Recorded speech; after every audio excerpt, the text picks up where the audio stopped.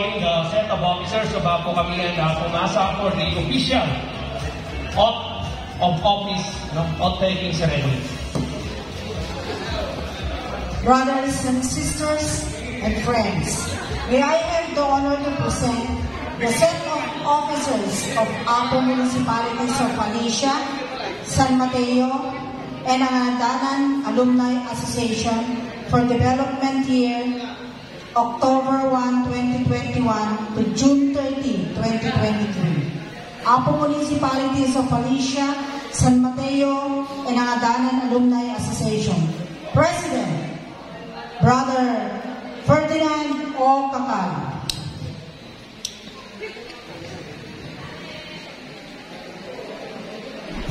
Vice President for Internal Affairs, Brother Amado G. Reclusado Jr. Vice President for External Affairs, Brother Virgil F. Reyes. Secretary, Sis Charlie Manuel Dumlao. Assistant Secretary, Brother Jaime Jr. C. Parag. Treasurer, Sis Annabel M. Santos. Assistant Treasurer, Sis Fanny M. Juan.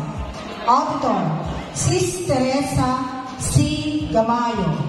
Public Information Officer, Sis Michelle C. Kaasi. Public Information Officer, Brother Catalino Anthony V. Domingo III. Business Managers, Brother Alan A. Corpus and Sis Jasmine Joyce R. Balot. Sergeant at Arms, Brother Maximino G. Salvador Jr. and Brother Florante F. Manala.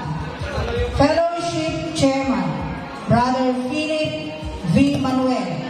Advisors, Brother Bernabe C. Pera, Brother Florencio B. Remo Daro, Sis Lydia T. Lagasta, Recruitment Officer, Brother Joseph A. Bayan. To the members of the Executive Council and Board of Trustees, these are the officers to be inducted. The members of APO Municipalities of Alicia, San Mateo, and Angadanan Alumni Association have shown great confidence in your leadership, ability, and sincerity of interest in your program of service by electing you to the several offices of your charter. Each of you must therefore accept certain definite responsibilities before being officially installed in the office.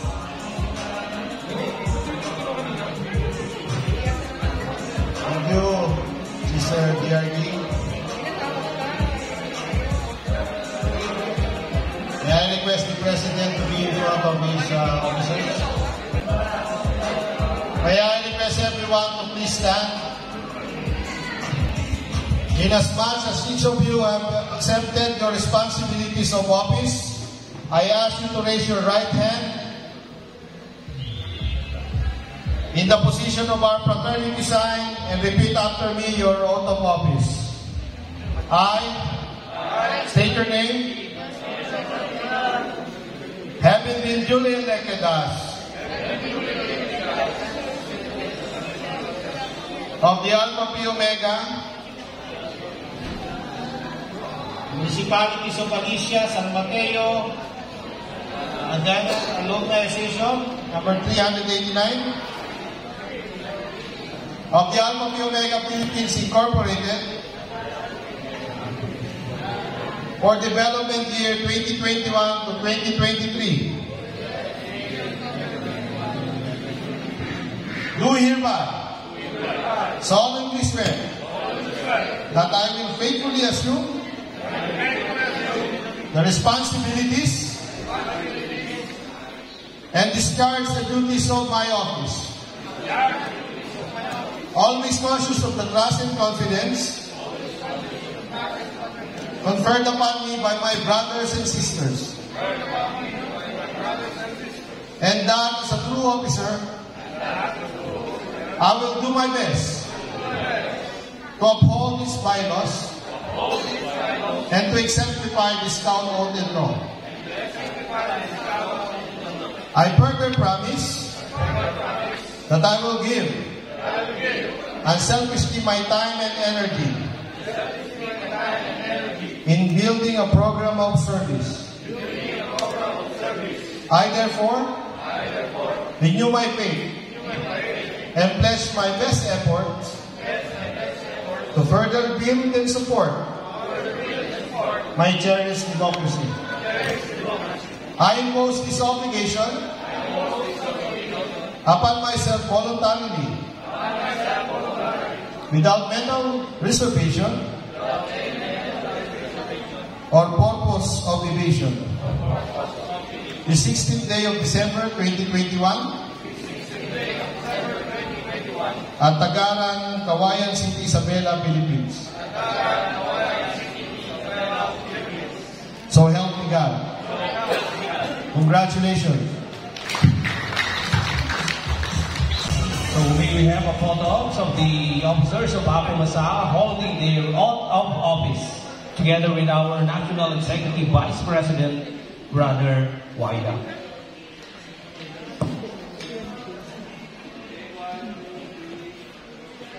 Next, to take an oath will be the officers of the Alpha Phi Omega Cauayan.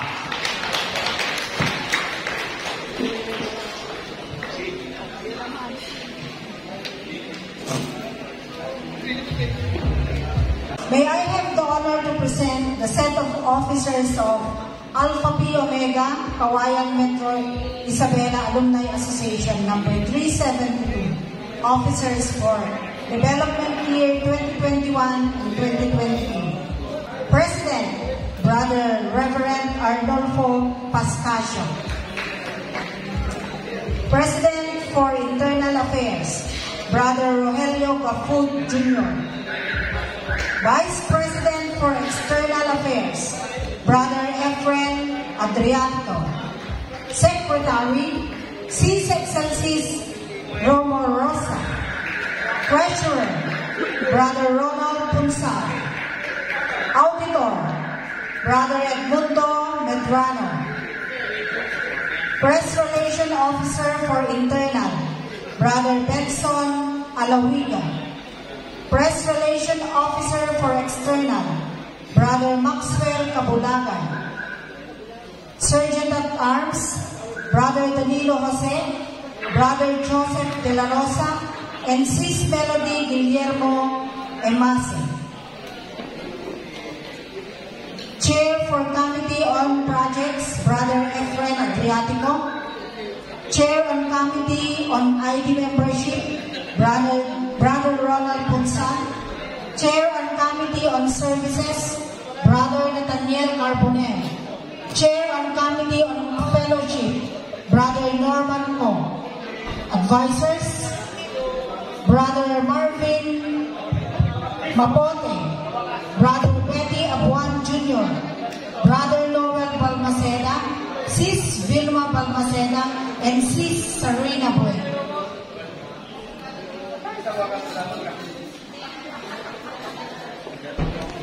To the members of the Executive Council and Board of Trustees, these are the officers to be inducted.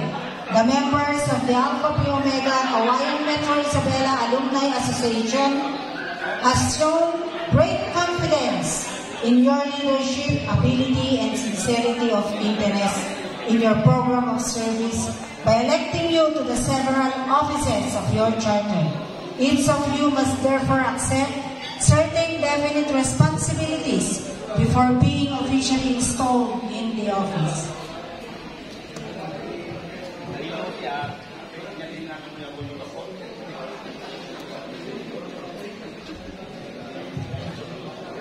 Again, may I request everyone to please stand. Inasmuch as each of you have accepted your responsibilities of office, I ask you to raise your right hand in the position of our fraternity sign and repeat after me your oath of office. I, state your name, having been duly elected as of the Alpha Pi Omega Cauayan Metro Isabela Alumni Association, of Alpha Pi Omega Philippines Incorporated, for development year 2021-2023.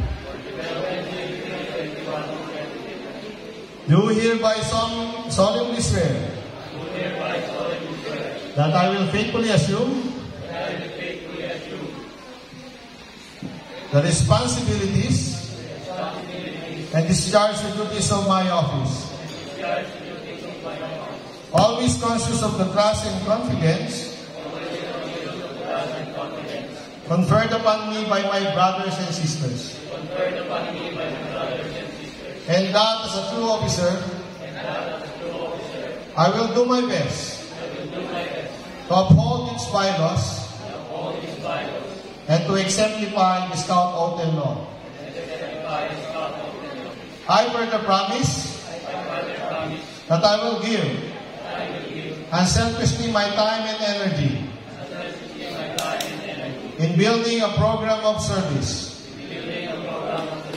I therefore renew my faith and pledge my best efforts to further build and support my cherished democracy. I impose this obligation voluntarily, without mental reservation or purpose of evasion. The 16th day of December 2021 at Tagaran, Cauayan City, Isabela, Philippines. So help me God. Congratulations.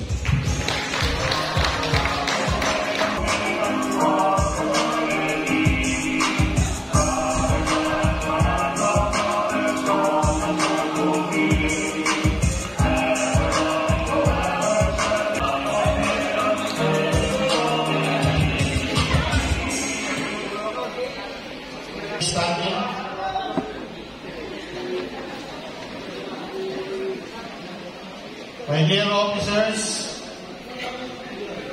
having committed yourselves to this noble purpose, the task of fulfillment is yours alone.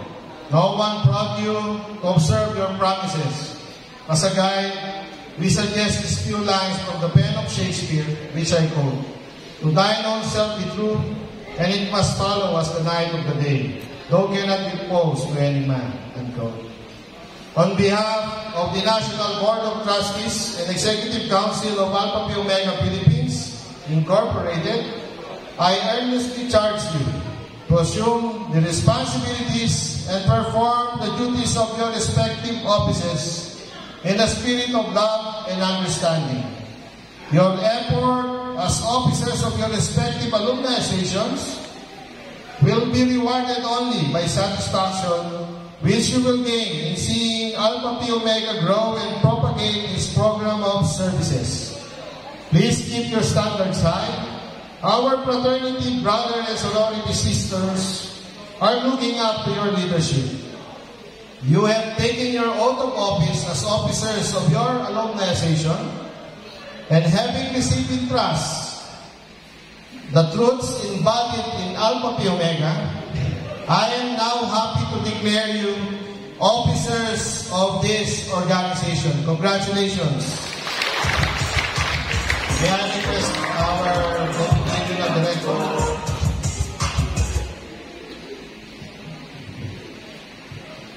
Let us bow our heads and pray. Our common God, we come to Thee at the closing of ceremony with thankfulness for the fellowship, inspiration, and idealism we have enjoyed. We ask Thy guidance and direction as we continue this program of leadership, friendship, and service. We beseech Thy special blessings upon this new set of officers and members who have this night committed themselves to serve in the name of Alpha Pi Omega.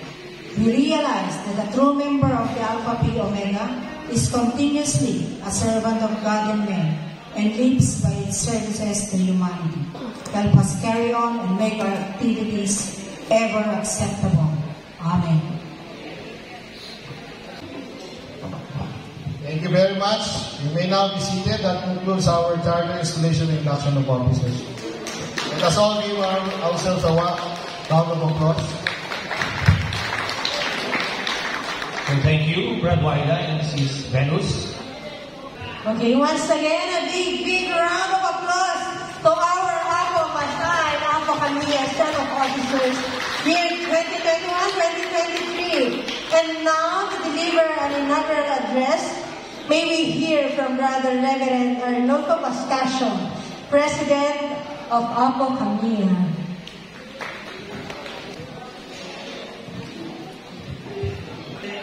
Maraming salamat sa mga magigiting at magaganda at gwapong Masters of Ceremony, Brother Nathan and his King. To our most esteemed guest of honor for today's affair, Brother DATU AMERHASSAN, LUCMAN, our National Executive Vice President for APO Philippines Incorporated. To our Regional Director for Region 2, Brother Ferdy. With him is our Deputy Regional Director, Ms. Venus. Brothers and sisters from other alumni associations, the MASA and UDA, meron na bang taga-WISA rito? Ms. Rosalie. You are not guests. You all belong to us, and we belong to each other. To Brother Getty, the ever-generous brother of APO CaMI, who offered his place for all APO CaMI occasions and laging sagot sa huli. Our main contributor to the just inaugurated ISU covered walkway. Maraming salamat, Brother Getty. At sa lahat ng mga tumulong. Our advisors from the two alumni associations, sa inyong lahat, I greet you happy 96th International Founding Anniversary. To our brothers and sisters who willingly and selflessly offer their time, effort, and resources to make our celebration possible. I will no longer mention their names. For all the equally committed brothers and sisters of our organization who are present today, friends, ladies, and gentlemen, greetings to all of you. I am deeply humbled to stand before you tonight as I deliver this inaugural address. Sabi ko sa sarili ko, kung ako ay nakakadama ng pagkapagod at pagkairita, I feel like quitting. Gusto ko nang mag-quit kasi mahirap maging presidente ng isang alumni association. Ang daming issues, ang daming mga dapat asikasuhin. At sinasabi ko pa nga minsan, agaw panahon, agaw focus, at agaw pag kung minsan. But mahal ko kasi ang Alpha Phi Omega. Kaya laging naghahari yung aking pagiging pagkakaroon ng pusong mamon. And it is my utmost joy and appreciation that we are here gathered today to have fun, fellowship, and be a part of the focus of our activity today. The installation of two alumni associations, namely the APO MASA and the APO CaMI AA, and the induction of officers of these two associations for the development year 2021-2023. I am so happy to inform you that just this morning, we were filled we join for the inauguration of our ISU covered walkway project. And again, we are thankful for the pronouncement of Brother Betty to build another one.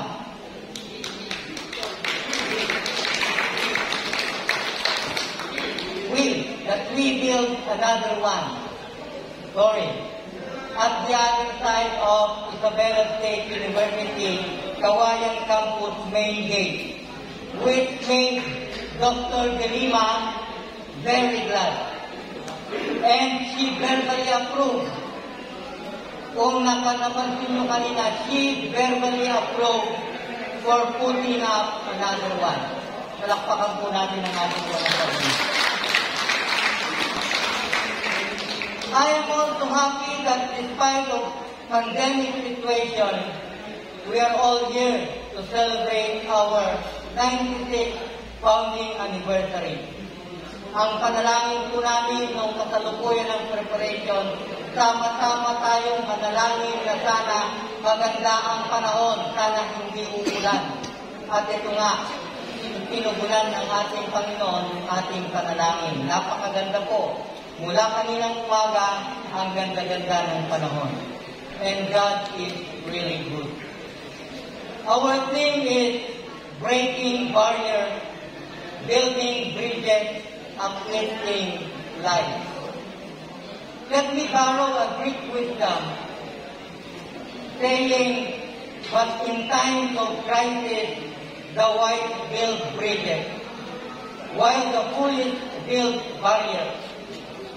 We must find a way to look after one another as if we were one single tribe, unquote.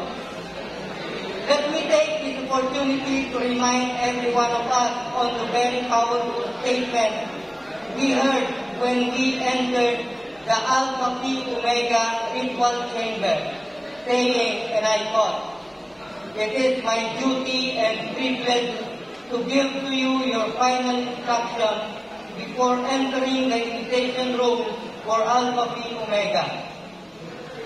Remember, my friend, in this room, the spirit of service prevails. There is no place here for selfishness, pride, or greed. Before you enter here, you must renounce hatred, prejudice, and envy. And you must subscribe to the principles of friendliness, charity, and goodwill. As stated in the part of our ritual rite, desires to be a real friend to you and to work with you in a program of unselfish service. In the few moments that remain before you enter the invitation room, you will silently meditate upon the principles of Alpha Phi Omega, leadership, friendship, and service." Unquote. Every member of our beloved Alpha Phi Omega has all the right to enjoy uplifted life. And we can never attain it if we nurture ourselves with hatred and prejudice.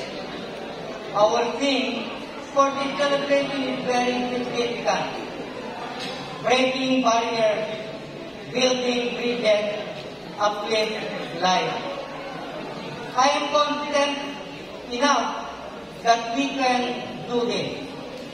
We only have to focus on making leaders, and that starts from us. Continue treating others as true friends, so that we can offer more great services as our fourfold program of services indicates. Service to the fraternity, to our college, to our community, and to our nation as fully participating citizens. Two very supportive sisters, namely Sister Jack and Sister Jocelyn, who always with us during our occasion. I want to end this address by saying thank you to all those who, in one way or the other, to make this occasion a success. Special mention to the Faustino chapter. Special mention to the Faustino chapter. Faustino chapter. Who prepared our pulutan for today's occasion. Salamat din sa buhay ni President for this place. Sana lalong ibuhos ng Panginoon ng mas marami pang pagpapala upang sa ganoon ay patuloy na magamit natin ito at mas maayos pa ang ating mga occasion sa mga susunod na panahon. To the created working group for this very significant event, we named our planning group the December 16 Committee, a group of 8 brothers and sisters. Hindi na po namin ipapangalanan kung sino-sino ang mga ito, pero kilala po namin kung sino-sino ang mga ito. Salamat ng marami. So, Brother Mac for the sound system, at yung kanyang company, at sa inyong lahat, salamat. We are now getting nearer to road 100 years. 4 na taon na lang po. At sama-sama po natin ipagdiwang ang 100 taon ng ating mahal na Alpha Phi Omega. But for now, I wish you happy 96th founding anniversary. Mabuhay ang Alpha Phi Omega. Mabuhay tayong lahat. God bless us all. So, thank you, Brother Pastor, for those words of wisdom. Truly, indeed, that this joint installation, symbolizes that APO CaMI and APO MASA break barriers. Tama po ba yun? We build bridges. Tama ba? And of course, we uplift lives together. So, at this point, may we call the humblest doctor, the ever young-looking, our regional director, Brother Ferdinand Kakal, for a message. Good evening, my fellow brethren from Alpha Phi Omega, chapters of CaMI and MASA. And of course, to our National Executive Vice President, Brother DATU AMERHASSAN LUCMAN. It is my honor to be among the newly elected officers to be inducted today, as well as my pleasure to deliver an inspirational message today. Likewise, let me convey my warmest congratulations to the officers and members of APO CaMI and APO MASA for the development year 2021 to 2023, for making this occasion possible. To start with, let me share to everyone that I am a proud member of APO for the past 45 years. It was in the year 1976 when I became a member. Took an oath to be a leader, to be a friend, and to be of service, which I still carry up to now. You know, when you are elected as an officer, your involvement and services are tapped by our alumni associations in the fulfillment of its mission and advocacy. And by accepting it, commitment also entails accepting additional obligations or responsibilities. It's not just paying dues and actively participating in activities, but being at the forefront and center of the programs and projects without asking in return. Way back in 1991, I briefly served the organization as an elected regional director for Region 2. Honestly, I believe I haven't done much during that time due to the demands of my work as a doctor. That's why on my second term as regional director for Region 2, I declare my commitment to further strengthen our organization and expand our services to our countrymen. This shall be guided by the three cardinal principles of leadership, friendship, and service. Always the key ingredients on why we are still an active organization in this changing generation. May I invite everyone to join me in bringing change and serve our purpose as an Alpha Phi Omega. Let us work toward our commitment, which is to serve. And thank you. Happy 96th International Anniversary to each and every one of us, and may we always be. Thank you for your inspiring words of wisdom, Brother Dr. Ferdinand Kakal. And to introduce our guest of honor for this event, may we call our Vice President for External Affairs, Brother Efren Adriatico.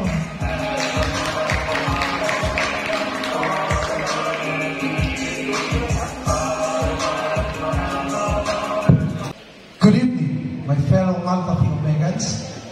Allow me to introduce to you our guest of honor and speaker for tonight's celebration. He was a businessman and the president of the Royal EGL Group of Companies and an active member of Free and Accepted Masons of the Philippines. During his high school, he joins the Scout Royal Brotherhood and continued his pledge of loyalty when he joins the Alpha Phi Omega year 1993 at Epsilon Chapter, University of the East, Manila.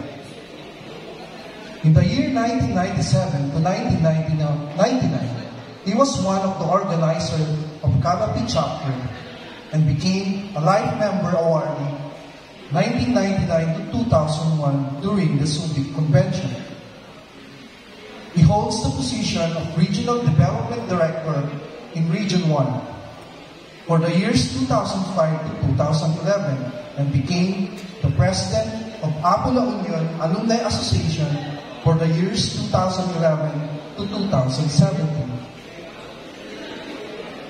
His activeness in Alpha Phi Omega drives him to hold a position of Deputy Regional Director in Northern Luzon Administrative Region, and in behalf of his Regional Director, he presented well, and later, during the last development year, he received special award during the Lawag Convention on May 2019.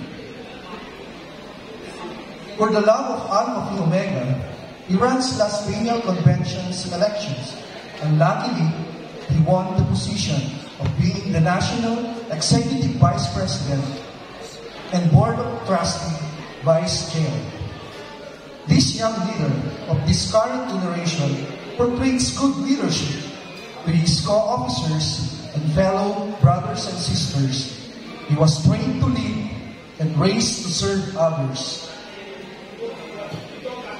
Brothers and sisters, it's my honor to introduce to you our guest of honor, speaker, and soon-to-be our next national president, Brother DATU AMERHASSAN G. LUCMAN. Please give him a round of applause.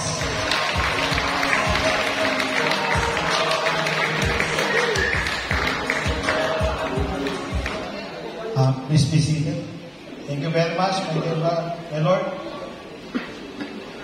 To the President of the Alpha Phi Omega Cauayan Metro Isabela Alumni Association, ako kami number 372, Brother Reverend Arnulfo Pascasio. Of course, to the President of the APO MASA 389, and my favorite regional director of Region 2, Brother Dr. Ferdinand Tagaran, as well as the Deputy Regional Director of Region 2, Sister Benos Angabate, of course, hindi ko pwedeng hindi batiin. Ilan lang kami nandito sa norte ng mga Epsilon. I would like to acknowledge Dr. Nick Alingada, the President Captain. Hindi ko lang kung dumaan pa sa akin ito.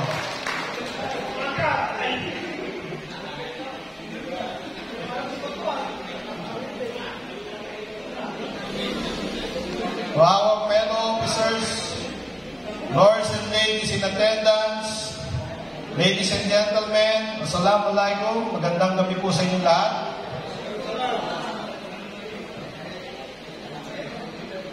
Allow me first to take this opportunity to greet all my brothers and sisters here in Region 2. Happy 96th founding anniversary. Palakpakan po natin ang ating mga sarili.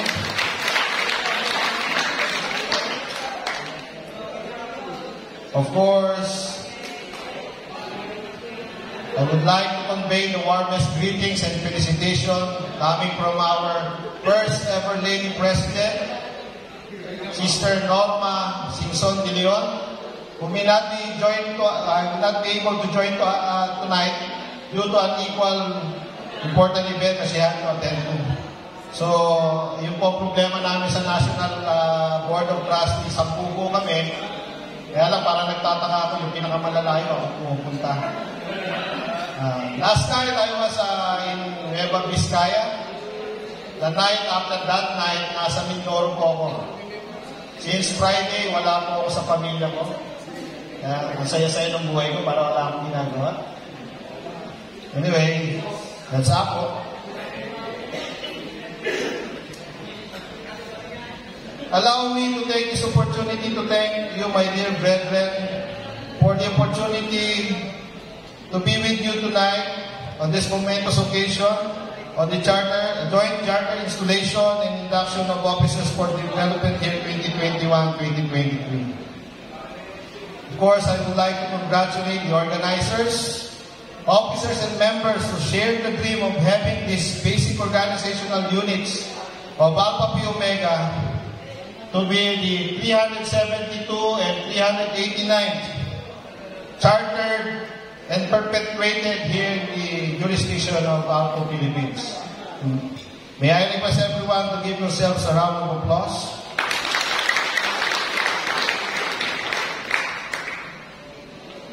My dear brothers and sisters, allow me to share to you a short story about a wise old man, a young boy and a little bird, which I believe that it is very relevant to us members of our beloved Alpha Pi Omega, which I share to you in this matter tonight.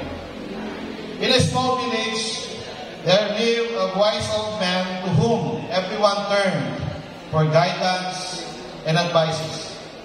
One day, a young boy decided he would confront the old man with a question that he knew the old man will not be able to answer correctly.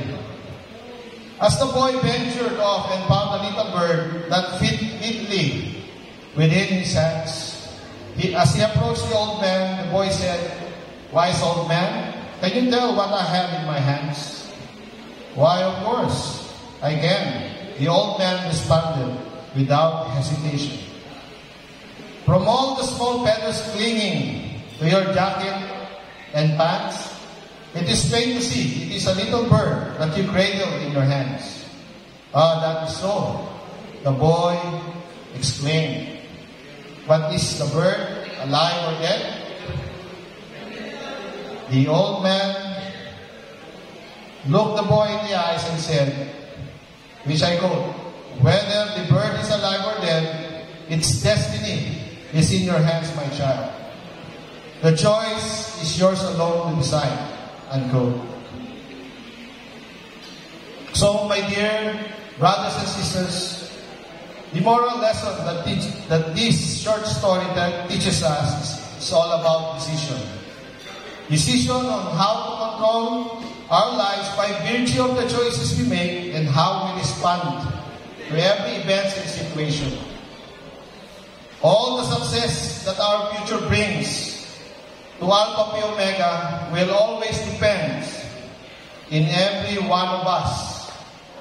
Let us always ask ourselves, what can I do or share to make our beloved APO be the best fraternity this world could ever have?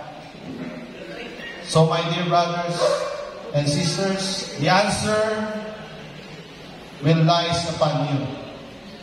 Hindi po sa akin, hindi po kay Arti, hindi po kay Pangulo, kundi sa atin lahat. The future of Alpha Pi Omega is within our hands.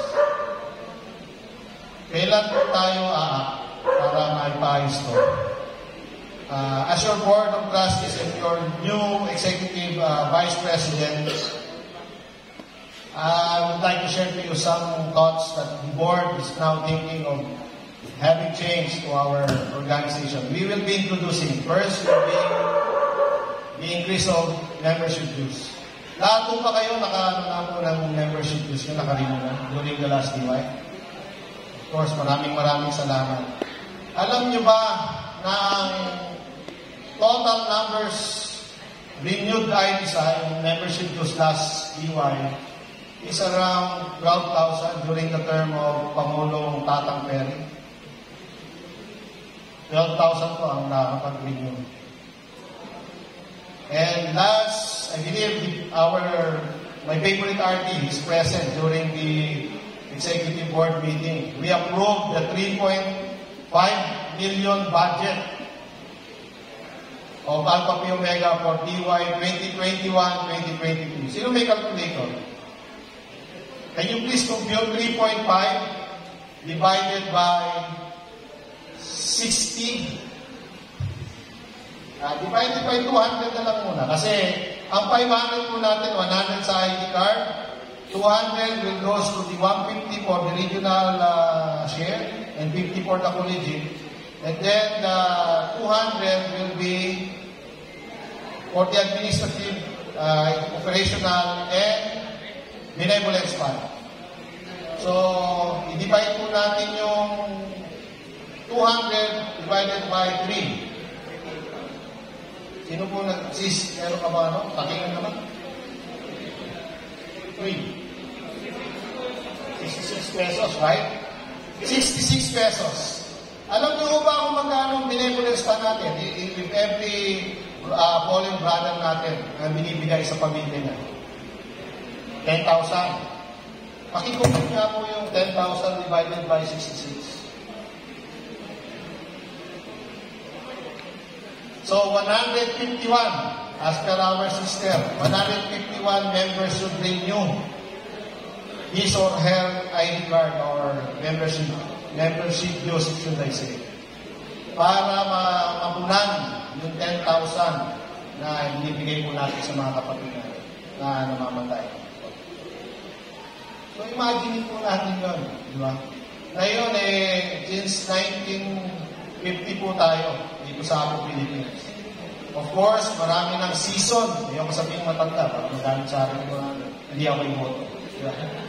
Marami tayong season na mga kapagitna from 1950s, siguro, including my dad, who just recently passed away. 76 siya ng Alpha Chapter. So, imagine natin yung 10,000. We need 151 to compute to raise that 10,000 na binibigay natin. Luckily, we will be having at least, siguro, 10 naman. Hindi yung bumababa na gano'n ng nabibigay natin sa isang DY. Halos 50 brothers and sisters ang nabibigay natin. So, doon pa lang. Pag i-compute yung 66 times 2, 132. So, yung 2/3 na natitira, 132.